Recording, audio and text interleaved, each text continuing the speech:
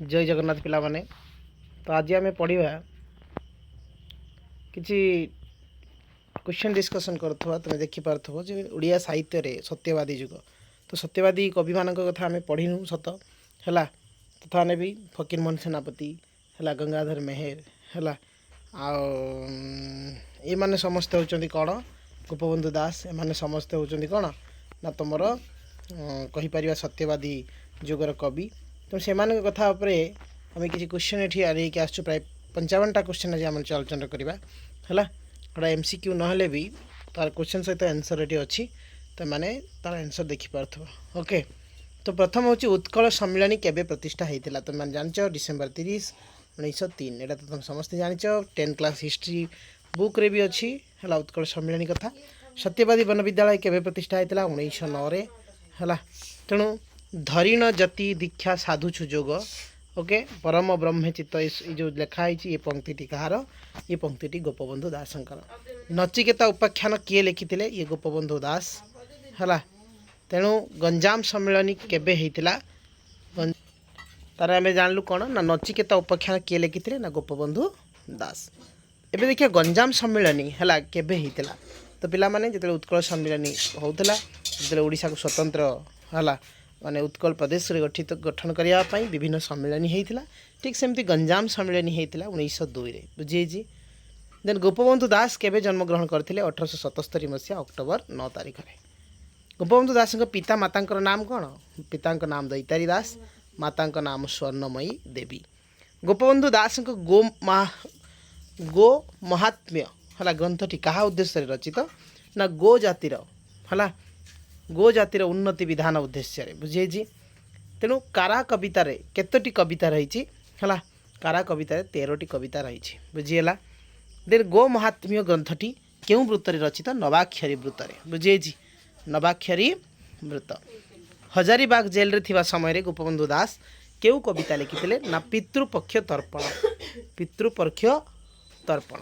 सत्यवादी पत्रिकार प्रकाश काल केबे ना 1915 ऑलरेडी मु पत्र पत्रिकार एटा कही।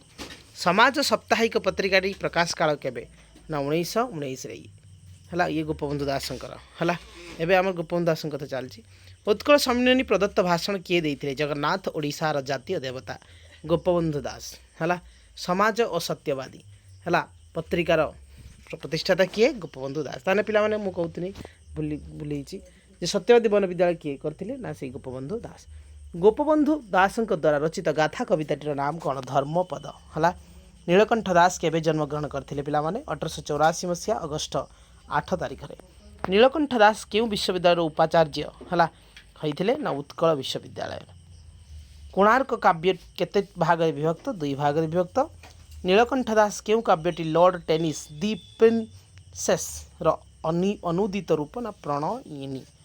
कोणार्क काव्यर द्वितीय भाग रे क्यों विशेष विषय रही ना रामचंडी रे राति और रामचंडी रे सकाळ है। ओडिया साहित्यर क्रम परिमाण है परिणाम क्यों साहित्यिकंकर कृति ना नीलकंठ दास। कोणार्क काव्यर द्वितीय भाग रे क्यों विषय रही ना मायादेवी विषय रे। आर्य जीवन कहार कृति अटे ना नीलकंठ दास। ओके नीलकंठ दास क्यों ग्रंथ पाई केंद्र साहित्य एकाडेमी पुरस्कार पाइथिले बहुत इंपोर्टेंट आत्मजीवनी है। प्रणयिनी क्यों छांदरे रचित अमित्राक्षर छांद है तुम छांद कथा पढ़ी है मित्राक्षर अमित्राक्षर। गोदावरीश मिश्र केबे जन्मग्रहण करते ना 1886 ख्रीष्टाब्द अक्टोबर 26 तारिख में। गोदावरीश मिश्र केबे मृत्युवरण करते पिलाने ना 1956 ख्रीष्टाब्द जुलाई 26 तारिख में। गोदावरीश मिश्र क्यों ग्रंथ पाई केंद्र साहित्य एकाडेमी पुरस्कार पाइथिले ना आत्मजीवनी गोटे मुझे भी गोटे क्वेश्चन करी ना अर्ध शताब्दी ओडिशा तहिरे मो स्थान यहाँ निजर है ऑटोबायोग्राफी है 1962 से लिखिते गोदावरीश मिश्र से केंद्र साहित्य पुरस्कार पाइथिले। गोदावरीश मिश्र क्यों कविता संकलनटी गाथा कवितार पर्यायर ना आलेखिका है आलेखिका। गोदावरीश मिश्र दुईटी क्यों कविता संकलनटी संपूर्ण इंग्राजी कवितार अनुदित होती ना चयनिका। गोदावरीश मिश्र दुईटी गल्प संचलन नाम कौन पुआणी घर और पंचवीर है। गोदावरीश मिश्र दुईटी नाटकर नाम कौन ना पुरुषोत्तम देव और मुकुंद देव है। गोदावरीश मिश्र इंग्राजी अनुदित दुईटी उपन्यासर नाम कौन अभागिनी और घटांतर है। वैष्णव पाणी केबे और केउठारे जन्म ग्रहण करथिले तो ये जो कवि मानकर नाम कहूँ पिला माने ये होचंती कौन सब यही जुगर कवि बुझे ना नहीं कौन ये सब कौन जुगर कवि देख सत्यवादी जुगर कवि बुझे मैंने सब सत्यवादी जुगर कवि है। वैष्णव पाणी तेणु वैष्णव पाणी होचंती कौन ना 1882 ख्रीष्टाब्द कटक जिला महांगा थानार कोठपदा ग्राम में जन्मग्रहण करथिले। मेघनाद बोध गीतिकाव्यर किए रचना करथिले वैष्णव पाणी। आर्तवल्लभ महांती केउ परिषद तरफ विद्याभूषण उपाधि दि जाइथिला 1958 ना आंध्र गवेषणा परिषद है। आर्तवल्लभ महांती भारत सरकार तरफ केउ उपाधि पाइथिले ना पद्मश्री। प्राचीन गद्य पद्यादर्श किए संपादन करथिले आर्तवल्लभ महांती। मोहन बंशी कहार कविता ना वीर किशोर कविता। सबुज बीणा कहार कविता जातीय कवि वीर किशोर दास। चारण कवि क्या कहती बांछानिधि दास को चारण कवि बोली कहती। पद्मचरण पट्टनायक केबे केउठारे जन्मग्रहण करथिले ना 1885 ख्रीष्टाब्द भुवनेश्वर निकटवर्ती पांच गाँव जन्मग्रहण करथिले। पद्मचरण पट्टनायक है केउ कवितार बायरन को आइलस ऑफ ग्रीस और डी.एल. राय को मेबार पहाड़ प्रभाव अनुभूत हुए ना धौली पहाड़। पद्म पाखुड़ा कहार कविता ना पद्मचरण पट्टनायक है। सुनार बेश कविताटी कहार पद्मचरण पट्टनायक। लक्ष्मीकांत महापात्र केउथिपाई कांत कवि भाव में परिचित व्यंगात्मक और रम्य रचना पाई बुझे।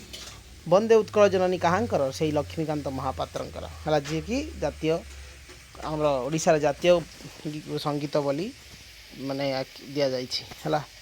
तेणु कांत कवि महापात्र रचित लालिका नाम कौन चटक चंद्रहास चंपू है। देन पिला माने अल्प अच्छी।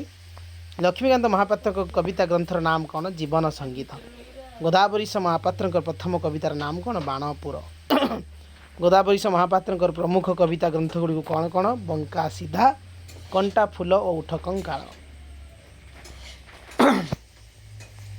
सॉरी गोदावरीश महापात्र अन्य कवितार गोदावरीश महापात्र अन्य कविता ग्रंथ गुड़िक कौन कौन ना सागुणा पेचा गधस्तव है।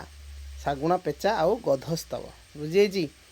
अंजलि कविताटी कहार रचना कुंतला कुमारी सावतंकर है। काव्य नाटिका आत्मदान कहार रचना ना हरिकृष्ण महताब है।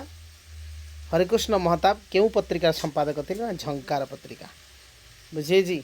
तो पिला माने ये थिला हउची हमर 55टा क्वेश्चन है। तेणु निहाती भाव में इफेक्टिव हो आउ किसी क्वेश्चन भी अच्छी है जोटा कि मुझे आसमी नेक्स्ट वीडियो रे ओके। ये या आउ थे देखीदेव ये सफिसीयंट नुह बहुत अच्छी है।